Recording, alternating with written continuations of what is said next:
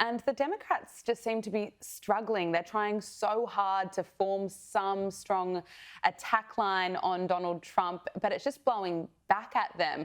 There's this clip that we'll play for you where there are 22 Democrat senators. They're all using the same script word for word, and they've posted it on social media. Take a look at this. I will immediately bring prices down starting on day one.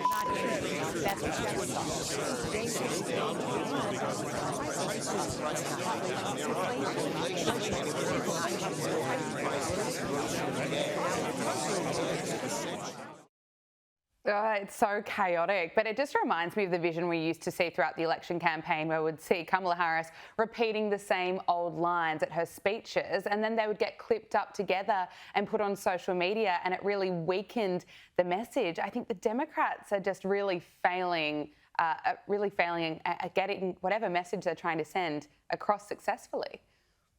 Well, yes, because what they're proving, Gabriella, is that they're not thinking for themselves. They're going off talking points correctly because there's no way there's a coincidence of everybody saying the same thing. So they don't have independent thinking, number one. Number two, linking these two parts together, this and your previous question, when you talked about the fact that they're so miserable, remember what Shakespeare said, and he was so wise about human nature. He said, laugh and the world laughs with you. Cry and you shall cry alone, meaning people don't want to be around miserable people all the time. So they're miserable, they're negative. And this was one of their problems. They haven't learnt their lesson from the election because they didn't have anything to vote for. They're against everything, but they don't have anything to vote for.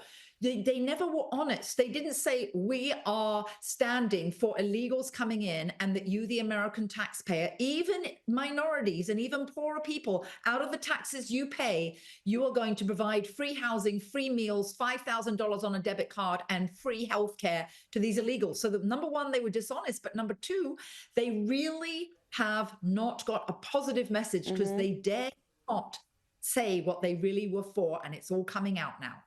And before we move on from the Democrats, we just have to play one more clip of this Congresswoman who accidentally said the quiet part out loud, speaking about fighting Doge. You don't care about this country, and that is unacceptable if you claim to be the president of the United States. So we are here. We are not going anywhere. We are going to continue to fight back, and we are going to continue to speak lies to his truth, to his stealing, and to his cheating. Thank you. Hilary, we're going to continue to speak lies to his truth. You know, they just don't have a case when fighting Doge, I think. Well, it was a Freudian slip. She said what she meant to say. It's lies for his truths.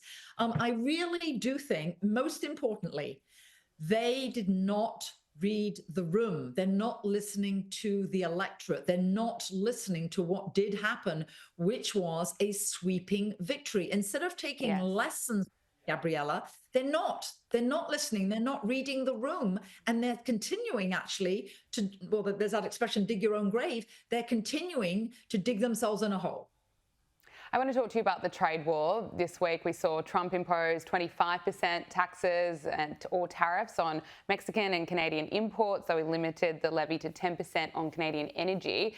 And we heard from Canadian Prime Minister Justin Trudeau. He, of course, labelled the tariffs as dumb. Donald, in the over 8 years you and I have worked together, we've done big things. We signed a historic deal that has created record jobs and growth in both of our countries. We've done big things together on the world stage. Now, it's not in my habit to agree with the Wall Street Journal, but Donald, they point out that even though you're a very smart guy, this is a very dumb thing to do. We two friends fighting is exactly what our opponents around the world want to see.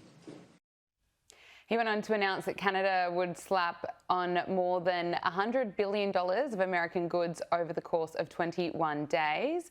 And Trump responded by trolling Canada's Prime Minister, saying, please explain to Governor Trudeau of Canada that when he puts on a retaliatory tariff on the US, our reciprocal tariff will immediately increase by a like amount. And this morning, Trump announced that he would temporarily spare car makers from the 25% import tax. So This trade war is making people around the world pretty nervous. We've seen the stock market react. What's your analysis of it?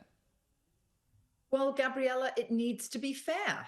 It is ridiculous. Whoever made those trade deals over the years. I mean, Prime Minister Modi from India came to the capital, and in India, they have 150% tariffs on US goods. He, in all his magnanimous gesture, he lowered it to 100% tariffs. This is ridiculous. The EU has over 10% tariffs on anything that the US tries to import into the EU, whereas like cars, and we only have a 2.5%. It needs to be fair. It needs to be reciprocal.